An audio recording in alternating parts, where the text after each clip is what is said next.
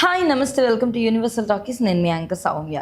So రీసెంట్గా పెద్ది సినిమాతో block buster హిట్ని అందుకొని తన ఖాతాలో ఇంకొక విజయాన్ని జోడించుకున్నారు global star Ram Charan. So రీసెంట్గా ఆయన రిపబ్లిక్ సబ్మిట్ అనే ఒక వేడుకలో పాల్గొన్న ఆయన ఆసక్తికర విషయాలని ప్రేక్షకులతో పంచుకున్నారు. సో ఆయన ప్రత్యేకంగా మాట్లాడుతూ, కెరియర్లో నేను ఎంత సినిమా ఫ్యామిలీ నుంచి వచ్చినప్పటికీ కూడా ప్రేక్షకులు కష్టాన్ని బట్టే ఆదరిస్తారు తప్ప మన బ్యాక్గ్రౌండ్ చూసి ఎప్పుడూ మనల్ని సపోర్ట్ చేయరు అంటూ ఆయన చెప్పుకురావడం జరిగింది. అలాగే ఆయన ప్రత్యేకంగా మాట్లాడుతూ, బిజినెస్ భాషలో చెప్పాలంటే స్టార్టప్లో ఉన్నప్పుడు ప్రేక్షకుల నుంచి వచ్చే ఆదరణ ఉండే కొలది కూడా అది మనతో తోడుగా ఉండాలంటే మన కష్టమే వాళ్ళకి ఆదర్శంగా కనిపించాలి తప్ప నువ్వు ఏ కుటుంబం నుంచి వచ్చావు, నీ బ్యాక్గ్రౌండ్ ఏంటి అన్నది ప్రజలు చూడు అని ప్రత్యేకంగా విషయం గురించి వివరించడం జరిగింది.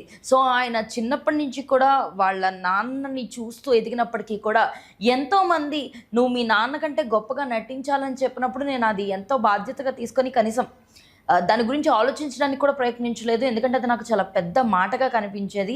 మా నాన్నగారు కూడా మేము కూర్చొని భోంచేస్తున్నా లేకపోతే ఏదైనా విషయం గురించి మాట్లాడుతున్నా ఎప్పుడు అందులో సినిమా ప్రస్తావన కానీ లేకపోతే బిజినెస్ ప్రస్తావన కానీ ఎప్పుడూ తీసుకొచ్చేవారు కాదు. కేవలం మాతో ఇప్పుడు సరదాగా మా పర్సనల్ లైఫ్లోనే ఎంజాయ్ చేసేవాళ్ళం. బట్ నేను ఇప్పుడు ఇండస్ట్రీకి వచ్చి 15 ఏళ్ళు అయింది. కానీ 15 ఏళ్లలో ఫస్ట్ సినిమాకి వచ్చిన చిరంజీవి తనయుడు అనే ఆదరణ ఏదైతే ఉందో అది లాంగ్ టైం మనతో పాటు రాదు. ఖచ్చితంగా విడిగా ఒక రామ్ చరణ్గానే నేను కనిపించాల్సి ఉంటుంది. సో పెద్ది లాంటిది నా కెరియర్లో అలాంటి స్టార్టప్ ఏనని, ఖచ్చితంగా ఇది నాకు ఊహించని విజయంతో పాటు అలాంటి ఒక ధైర్యాన్ని తీసుకొచ్చిందని చెప్పుకుంటూ వచ్చారు. సో చాలామంది దీనికి సంబంధించి ఫీడ్బ్యాక్ ఇవ్వడం, నాకు ఫ్యూచర్ ప్రాజెక్ట్స్ గురించి నేను కాన్సన్ట్రేట్ అయ్యేలా చేసింది అని చెప్పుకుంటూ వచ్చారు. అలాగే ప్రత్యేకంగా సినిమా గురించి మాట్లాడుతూ, ఈ రోజుల్లో థియేటర్ అలాగే ఓటీటీ అన్నది రెండు కలిపి పనిచేయాల్సి ఉంటుందని, ఎప్పుడైనా సరే సినిమా ఒక మధ్యతరగతి కుటుంబం వారికి సినిమా అన్నదే మినిమం బడ్జెట్లో దొరికేదని, ఈ రోజుల్లో వాళ్ళు బ్రతకాలంటే ప్రతిదీ రేట్లు పెరిగిపోతున్న నేపథ్యంలో సినిమా మాత్రమే వారికి వినోదాన్ని అందిస్తున్న ఒక ఆయుధం లాంటిదని చెప్పుకుంటూ వచ్చారు. అలాగే ప్రత్యేకంగా సినిమా గురించి మాట్లాడుతూ, ఓటీటీలో కూడా ఈరోజు సినిమాలు వస్తున్నాయంటే నిజంగా అది తీసిన ప్రొడ్యూసర్స్తో పాటు డిస్ట్రిబ్యూటర్స్తో పాటు ప్రజలకు కూడా ఎంతో చేరువగా ఉంటుందని, మేము RRR తీసిన తర్వాత అది థియేటర్లో ఏ రేంజ్ ఆఫ్ హిట్ను అందుకున్న తర్వాత కూడా నెట్ఫ్లిక్స్కి వచ్చాక మిగతా భాష వారికి కూడా అది చేరువవడం వల్ల ఓన్లీ ఓటీటీ వల్ల 65 కోట్ల వరకు సంపాదన తీసుకొచ్చి, అలాగే ఒక అద్భుతమైన ఆస్కార్ అవార్డుని తీసుకొచ్చిందంటే అది కేవలం ఓటీటీ వల్లే అని చెప్పుకుంటూ వచ్చారు.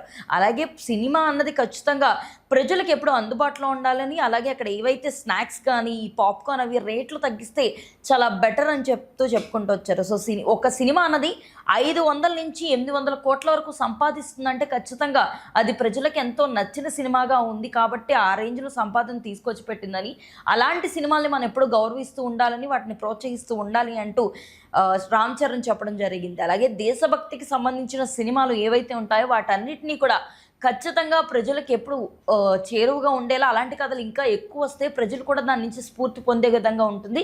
ఈ పెద్ది కూడా అలాంటి సినిమానే అని, అందుకే దీన్ని అందరూ ఆదరించారని ప్రత్యేకంగా చెప్పారు. సో ఈ నేపథ్యంలో ఆయనకి తన తండ్రి నుంచి వచ్చిన ఆరా తర్వాత కూడా ఇలాంటి ఒక డిగ్నిఫైడ్ మేనర్లో ఉండి దాన్ని ఇంకా పై ఎత్తుకు తీసుకెళ్లాలనుకోవడం అండ్ రాబోతున్న సినిమాల గురించి ఆయన చెప్పిన మాటలు అక్కడ ఉన్న ప్రేక్షకులందరినీ కూడా ఎంతో ఆకర్షించాయి. మరి రానున్న రోజుల్లో రామ్ చరణ్ నుంచి రాబోతున్న నెక్స్ట్ అప్డేట్ ఏంటన్నది ముందు వేచి చూస్తే తప్ప తెలియదు. మరి పెద్ద సినిమా మీకెలా అనిపించింది? ఇలా రామ్ చరణ్ తన నటనతో భుజాల మీద సినిమానంతటిని మోసారని ప్రేక్షకుల్లో ఉన్నమాట ఎంతవరకు నిజమని మీరు అనుకుంటున్నారో కామెంట్ సెక్షన్లో తెలియజేయండి. అండ్ మరిన్ని అప్డేట్స్ కోసం యూనివర్సల్ టాకీస్ని ఫాలో అవ్వండి.